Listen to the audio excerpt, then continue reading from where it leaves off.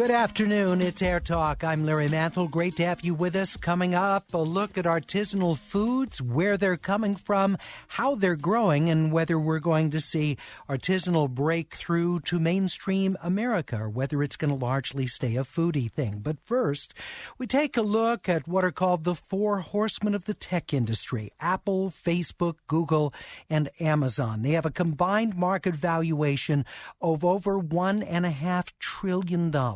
They're not only massive, they're everywhere, from cars to wristwatches. They expand all throughout the world in which we live.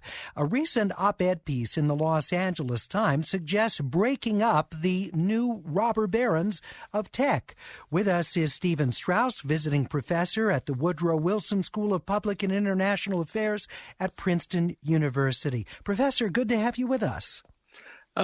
Great to be here. Thank you for having me on. So let's do some comps here. And we think of, for example, the breakups of, Standard Oil early in the 20th century, for example, or the breakup of Ma Bell into much smaller telephone companies. What leads you to see the big tech companies as somewhat similar to those previous examples of busting up monopolies? Well, they have very high market shares. 40, 50% in their individual markets. They are turning in, particularly Apple, Facebook, and Google are turning in what economists would call, excess profits, rent. Basically they're racking up money. The free cash flow for Apple each year is $70 billion. When I say free cash flow, that's money they're earning over and above what they need to reinvest in the business. Google is $21 billion. So these are all signs of people who are making very significant profits. As to, why it may be time to break them up, they have a lot of power. And, there's that old expression, power corrupts. We've seen examples already.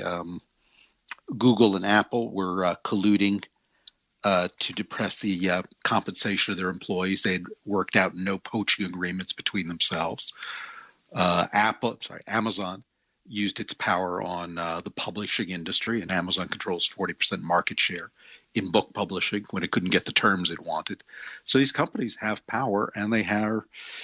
It looks like a duck. It walks like a duck. It quacks like a duck. Well, maybe we should just call it a duck, or in this case, oligopolies and monopolies. Doesn't the government, though, have the ability to address the concerns you're talking about, whether it's the Hachette, compensation issue with Amazon and books, whether it's the executive or general employee compensation?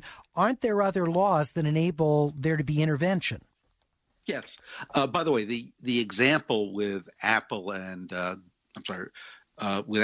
Google regarding employee compensation came to light specifically because of an antitrust suit by the federal government. So maybe we need new laws. We probably need some tweaking of the existing laws. I think we also just need a more aggressive policy on the part of the government saying, you're not small companies anymore. We're not looking the other way. So, for example, in the Apple and Google employment matter, they essentially got away with a cease and desist order, and I believe no fine at all from the federal government. If you were to break them up, in what way would you break up the companies? I think you'd have to think about that. The example with both AT&T and Standard Oil that you referenced, there were years of work that went into how do you break it up.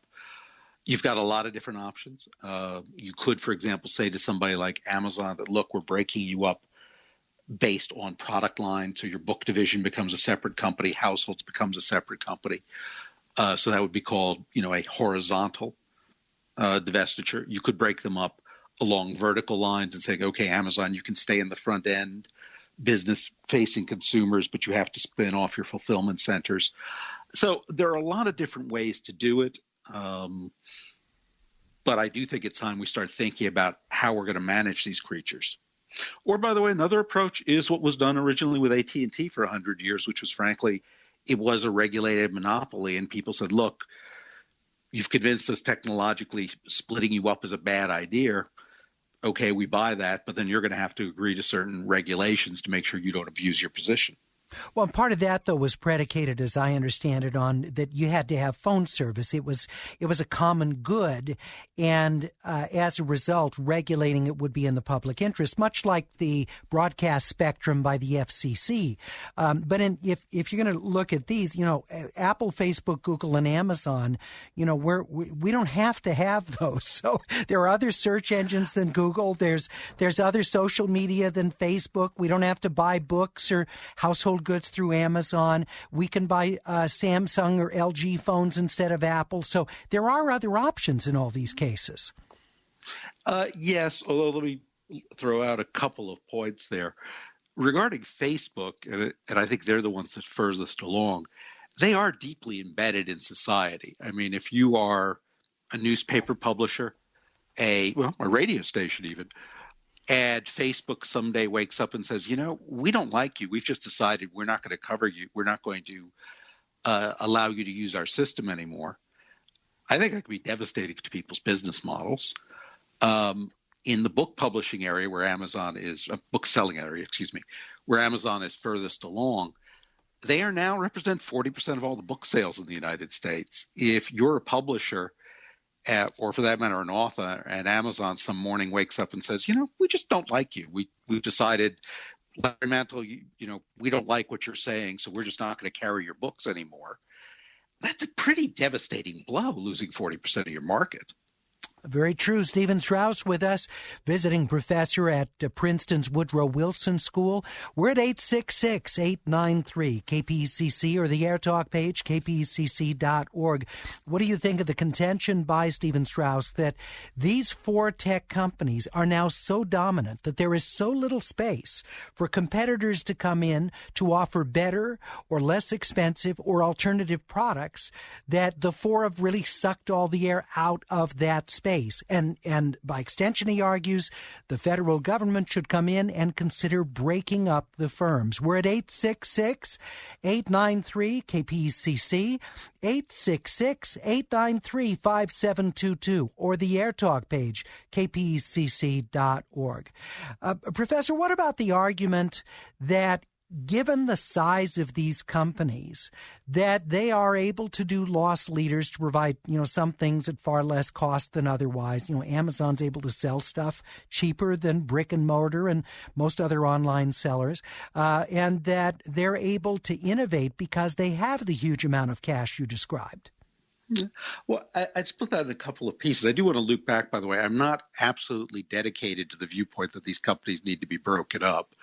I think they need to be examined. It may be a matter of regulation, for example, saying to Amazon, look, no, you're not being broken up, but we are not going to allow you to, essentially take a baseball bat to a supplier that you don't like and shut them down, that you have to operate in some sense as a common utility, that, whoever wants to sell via your network within reasonable commercial terms, you need to do so. The ability to do loss leaders is a two-edged sword.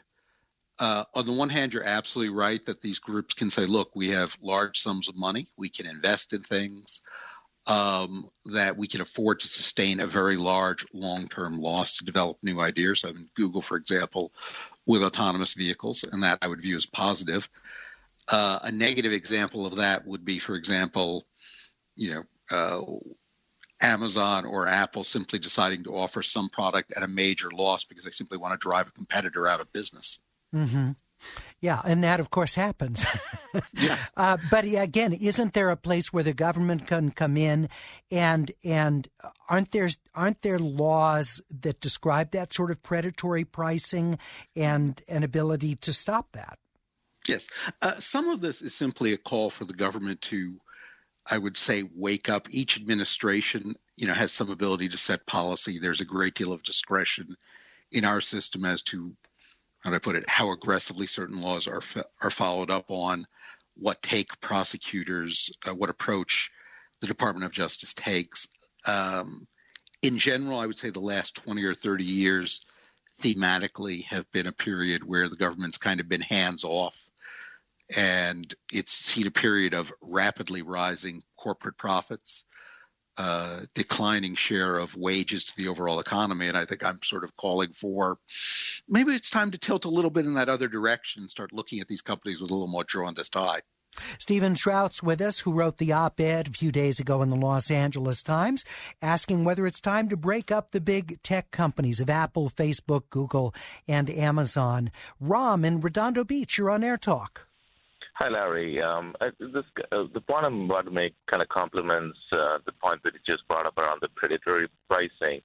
I think one of the factors that's really driving these companies to grow to the sizes that they're growing is the fact that the valuation is so skewed that they don't even have to turn in a strong profit for them to establish the monopoly within the industry. In the case of Amazon, for almost close to a $70 billion company, probably just about a couple of years back that they even broke a profit.